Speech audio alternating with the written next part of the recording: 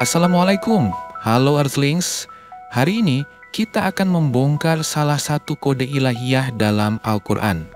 Sebuah ayat yang selama ini disederhanakan secara keliru, bahkan disalin dan dicontek mentah-mentah oleh kitab lain hingga maknanya hilang. Ayat tentang umur Nabi Nuh, 1000 tahun kurang 50 tahun. Selamat datang di channel Air Angkasa, memisahkan fakta dari ilusi.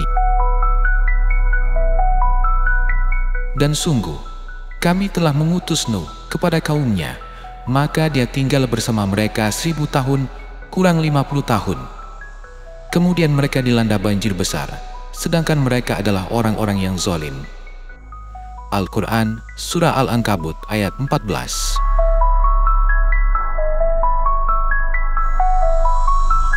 Kebanyakan orang langsung bilang, oh, berarti Nabi Nuh hidup 950 tahun. Tapi tunggu dulu, kalau begitu kenapa Allah tidak langsung bilang 950 tahun?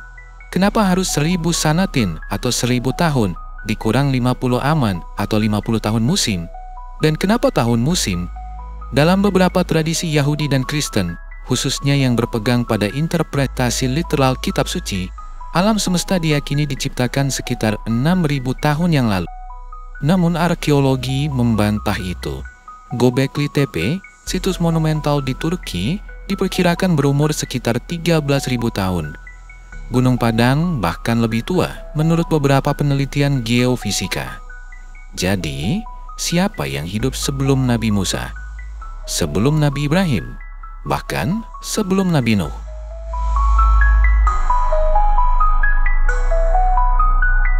Al-Quran menyimpan kode ilahi dengan sistem pengamanan.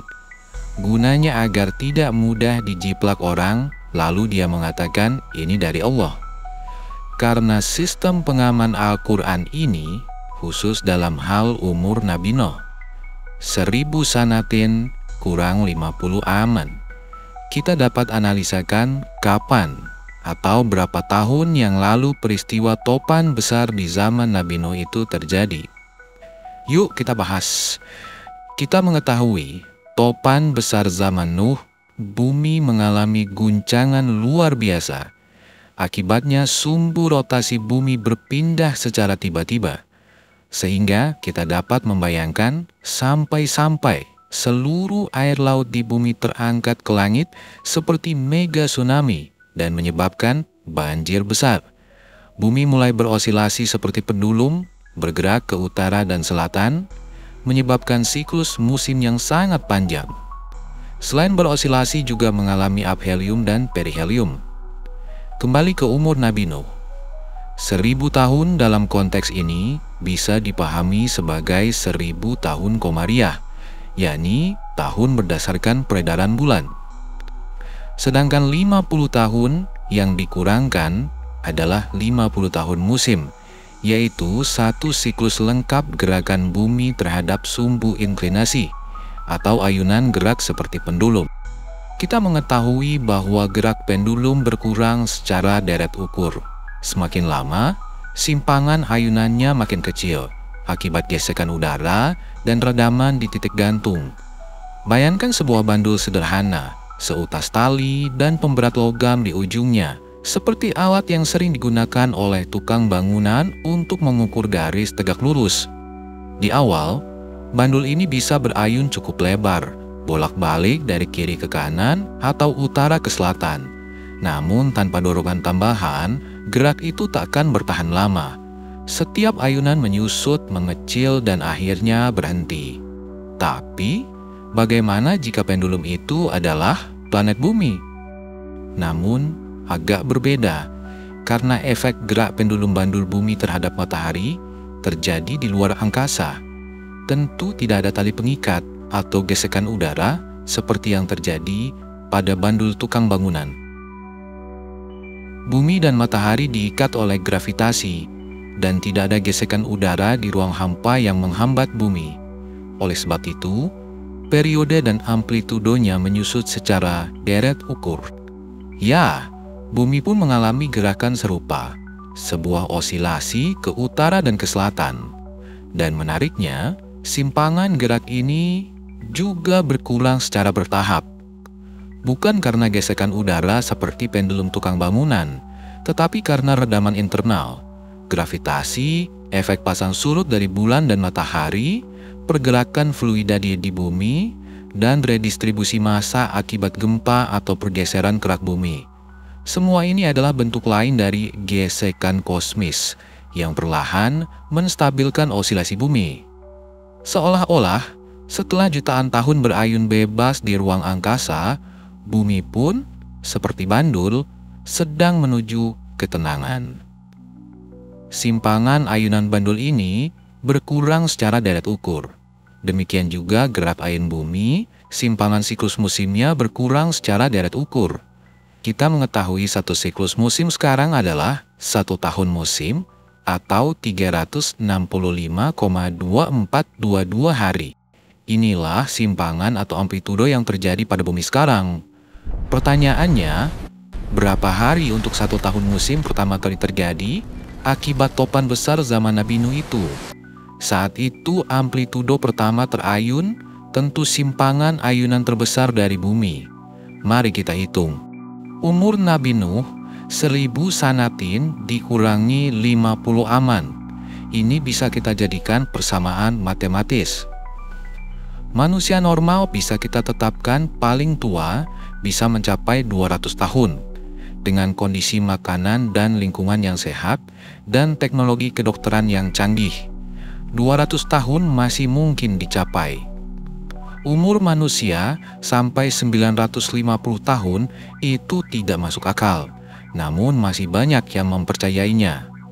Bahkan, tinggi Nabi Adam 60 hasta atau 30 meter saja masih banyak yang percaya. Padahal kalau benar 30 meter tinggi manusia, darah tak akan mampu naik sampai ke otak. Juga, tulang harus terbuat dari besi agar tidak patah. Kembali ke persamaan matematis umur Nabi Nuh. Untuk pendekatan, kita dapat anggap umur Nabi Nuh 200 tahun. Untuk perhitungan ini, kamu, para Earthlings, juga dapat menghitung sendiri di rumah dengan umur 150 tahun atau yang lain yang masuk akal. Untuk kali ini kita hitung di 200 tahun ya. Oke. Kita dapat persamaan 200 tahun, komariah sama dengan 1000 tahun, komariah dikurangi 50 musim. Maka didapat 200 sama dengan 1000 dikurangi 50x. Lalu 50x sama dengan 1000 dikurangi 200. 50x sama dengan 800. X sama dengan 800 dibagi 50. X sama dengan 16 tahun komariah. Kita sudah mengetahui satu siklus musim pada zaman Nabi Nuh adalah 16 tahun. Dari sini masuk akal mengapa bumi pernah mengalami zaman es. Karena satu siklus musim adalah 16 tahun, maka bumi utara akan relatif kedinginan selama 8 tahun. Bayangkan, 8 tahun membeku. Demikian sebaliknya di bagian selatan pada 8 tahun berikutnya. 16 tahun komariah itu sama dengan 16 kali 354 hari. 1 tahun komariah. Berarti satu siklus musim pertama adalah 5.664 hari. Dan satu siklus musim sekarang menyusut menjadi 365,2422 hari. Sejarah memberikan fakta bahwa penanggalan yang berdasarkan pergantian musim sebagai diketahui dulunya disusun di zaman Julius Caesar pada tahun 46 BC. Namun oleh Paus Gregorius XIII di tahun 1582 menemukan musim semi tidak lagi jatuh di tanggal semestinya. Maka gereja yang saat itu memegang kendali atas waktu sipil dan religius memutuskan untuk menarik rem darurat.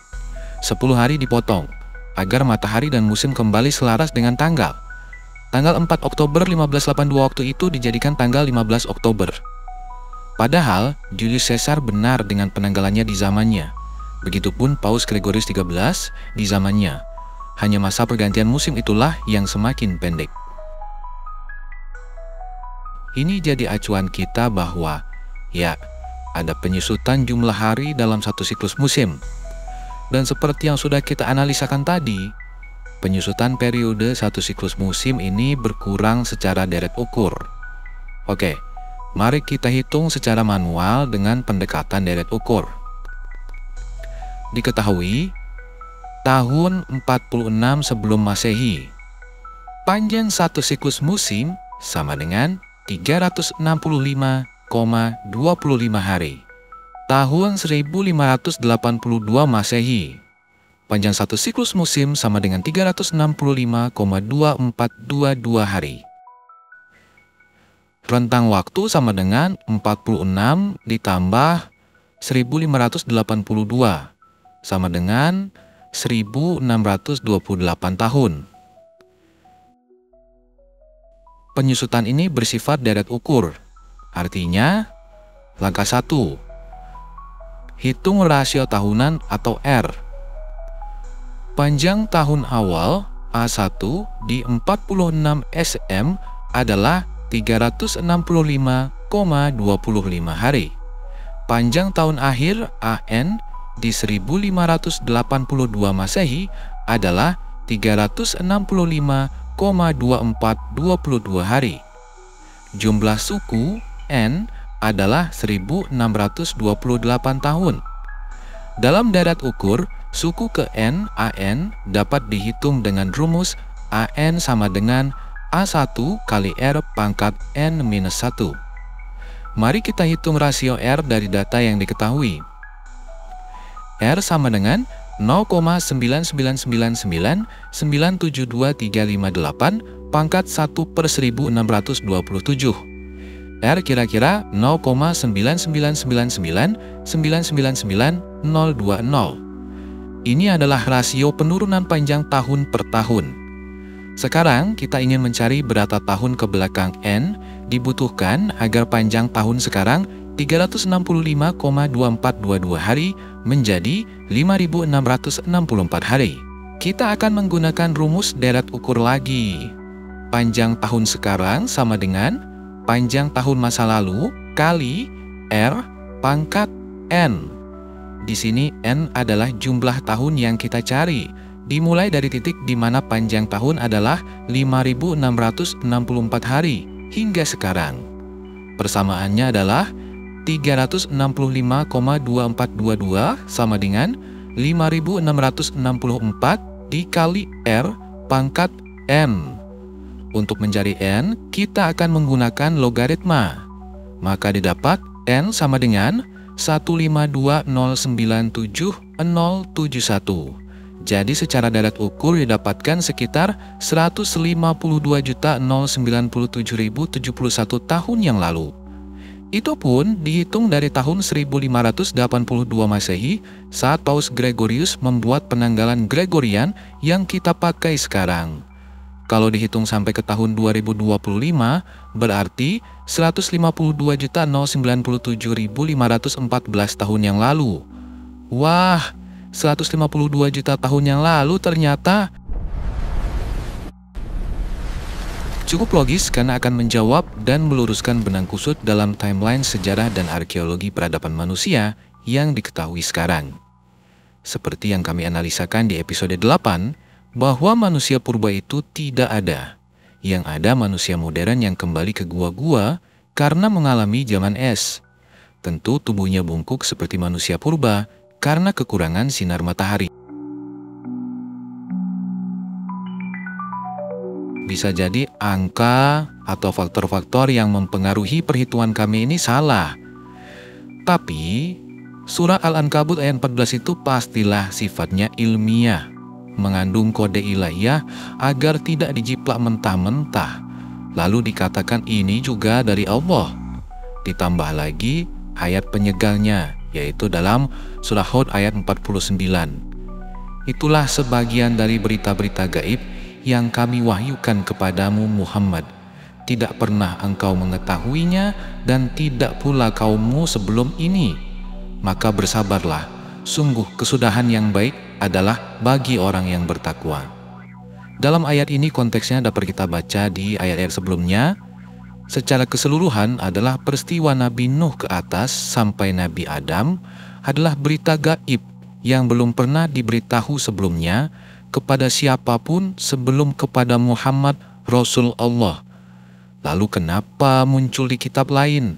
Hehehehe. Jawabannya surah Al-Baqarah ayat 79. Maka celakalah orang-orang yang menulis kitab dengan tangan mereka sendiri, kemudian berkata, ini dari Allah, dengan maksud untuk menjualnya dengan harga murah. Maka celakalah mereka karena tulisan tangan mereka, dan celakalah mereka karena apa yang mereka perbuat.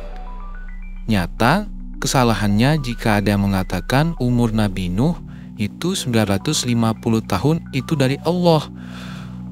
Umur Nabi Nuh 950 tahun ini dari Allah. Perempuan diciptakan dari tulang rusuk, ini juga dari Allah. Astagfirullah. Jangan sampai kita mengikuti ajaran dari penjiplak-penjiplak ini ya. This is from God. Kembali ke topik kita. Jadi, jika suatu saat nanti kita menemukan lagi musim semi tidak lagi jatuh di tanggal semestinya, saat itu dapat dipastikan ada gerak pendulum yang terjadi pada bumi yang semakin menyusut secara deret ukur lagi. Al-Quran telah menyimpan kode waktu dalam satu ayat. Tanpa perlu menyebut angka eksplisit, Allah menyisipkan informasi yang hanya bisa dibaca jika kita selaraskan ilmu dan iman. Al-Quran tidak bisa disalin mentah, karena ayat-ayat mutasyabihat di dalamnya seperti kode digital, terenkripsi, dan harus dipecahkan dengan pendekatan sains dan logika.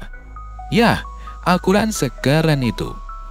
Jika Al-Quran didekati dengan sains, bukan malah goyah, justru makin kokoh. Kebenaran ilahi tidak pernah bertentangan dengan fakta ilmiah. Hanya pemahaman manusianya saja yang sering tertinggal. Terima kasih sudah menonton sampai akhir, karena memang episode kali ini cukup memeras otak kita. Sampai jumpa di episode berikutnya. Kita akan gali lebih dalam kode-kode tersembunyi lainnya dalam wahyu yang tak akan pernah usang. Wassalamualaikum.